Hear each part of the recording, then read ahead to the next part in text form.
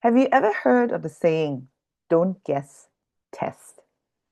Now, you may know people who are fit and healthy and they look good on the outside, but internally, it doesn't always mean everything is flowing efficiently. Now, I wanted to start today's video with a story about my dad. Now, if you've ever met him, you probably think he's one of the healthiest person you've ever met. In his 70s, he was still playing competitive badminton. He played regularly with his club 3 to 4 times a week and compete internationally within clubs, winning, either bronze, silver, or gold in his age category. Now, about a year ago, I thought that I would lose him. Somebody who's never been to the doctor because he never needed to. And but when he was out competing one day, he was abroad at that time, he collapsed on the court. And the doctors checked him and said that, okay, it was just a faint because and they allowed him to fly back to Malaysia where he lives. But he didn't feel right, so he went to see his own doctor and did some heart scans, and they found that one of his heart arteries was 100% blocked, the other one was 70% blocked, and the third was 30% blocked. Can you imagine?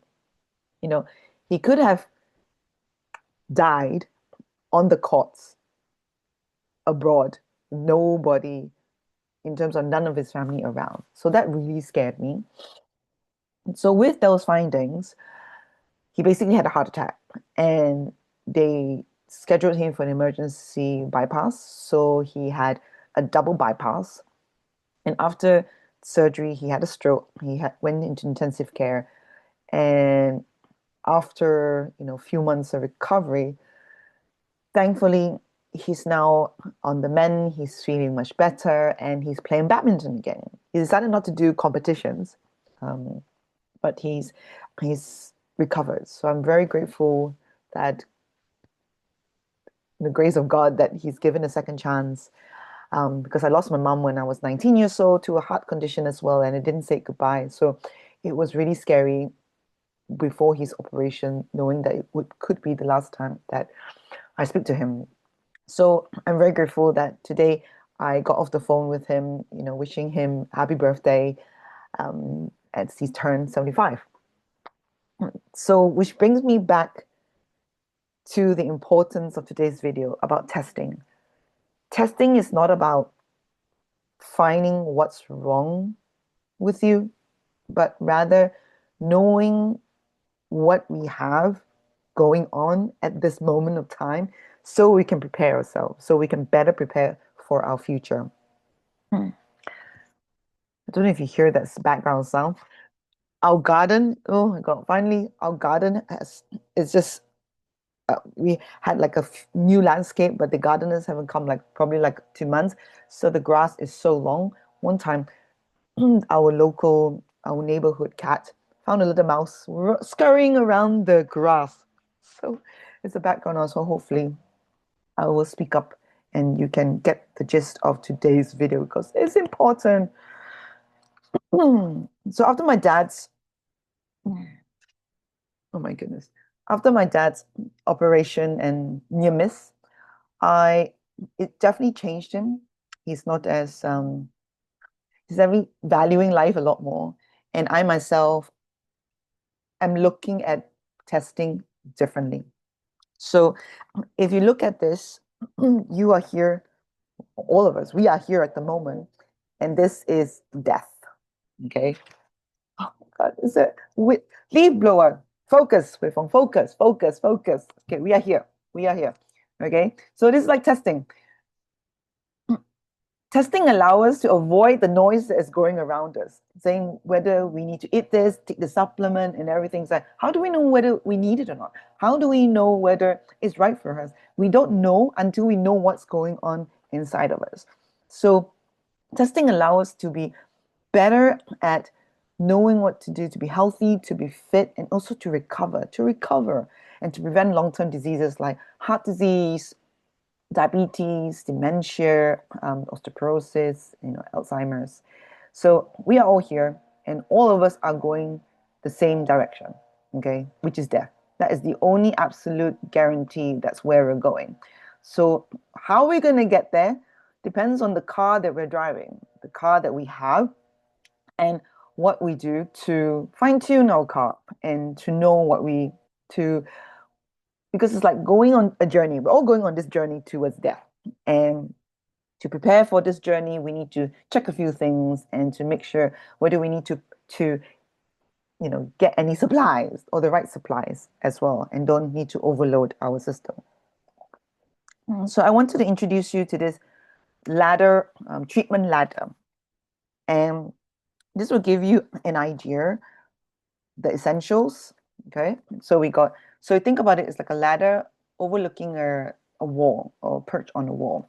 Now, if you go on the first step of the ladder, it's great. You're on the ladder, you're on the way up.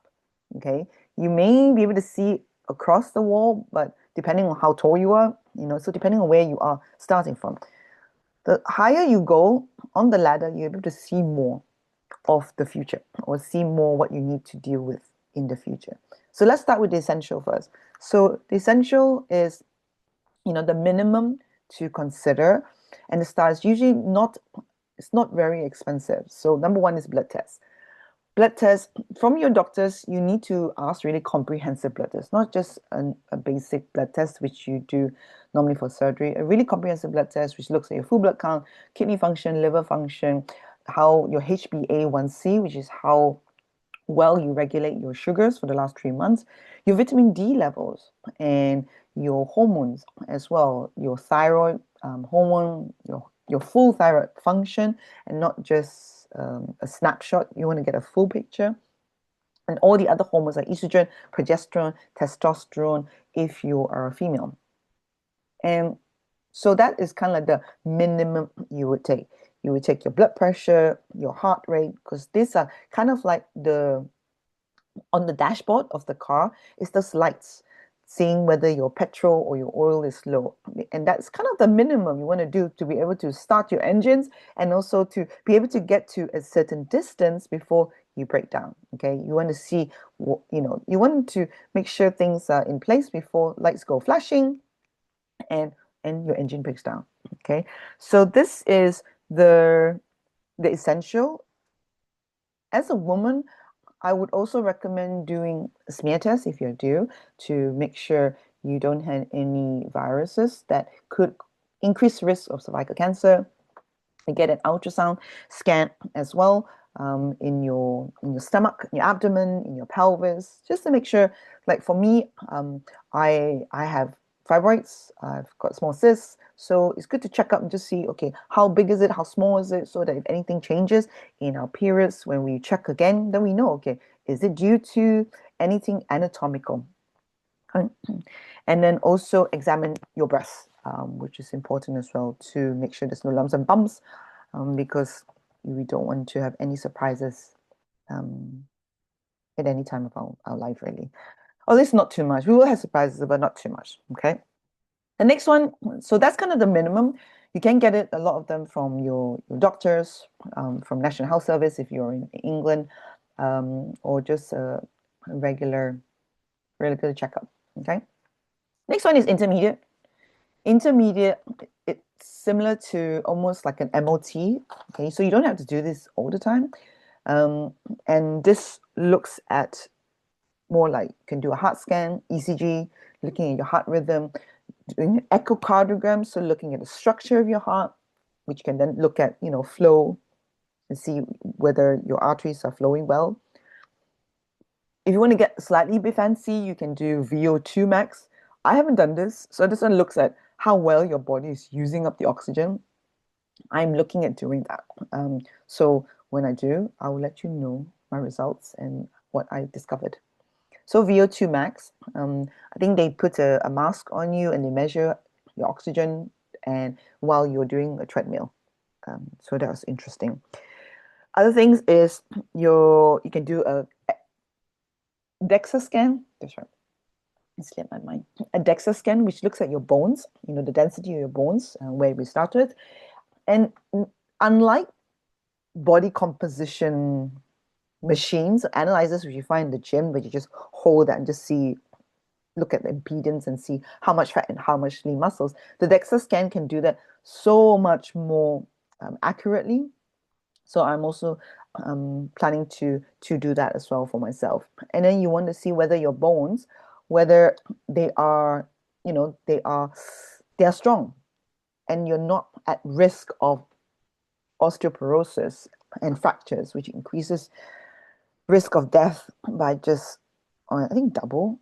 Yeah, I think it's double. I don't know the exact, but it definitely increases the risk because how many times I remember working in hospital and as when I was a junior doctor in the orthopedic department, and in winter time, there was one winter's day that the road was really icy. I think we had 13 people admitted with hip fractures. And that was, well, there was a lot of operation, but so many of them did not go home because once you have a fracture, you are bedbound and increased risk of chest infection, urine infection, and then it goes down quite a quick downslide there, really. So protect your bones and your joints so much. So that's kind of intermediate. Then after that is advanced. Advanced, it looks at more peak performance, peak or longevity, and this is slightly more would be more expensive. So again, depending on your budget, and so that one, if it's only budget allows. Looking at your hormones, like for example, with the Dutch test, your what your hormones are doing. It's no rather than a snapshot, you take it like a whole month. So you're cycling and see what your hormones are doing for the rest of throughout the month. And then you can also do coronary calcium scanning. Yeah, coronary calcium scanning. So it's basically a CT scan that looks at the arteries of your heart, at your heart, and see how much plaque is built up. And so that's really helpful. Then you can tell because sometimes, like my father, my dad, he had really good blood pressure, really good heart rate, really good cholesterol. I mean, it's like low, it's really good. I said, you do blood tests, like, you don't think, oh, he's got no problems. He's a really healthy guy. And all his friends always say they were shocked when he had his bypass because they're like, he's almost like the poster boy of health. He doesn't drink, he doesn't smoke, and he gardens, he's not really stressed. So maybe just from his family history, because my granddad died of a heart attack and had a stroke as well. And his brothers had diabetes, and I think he runs in the family.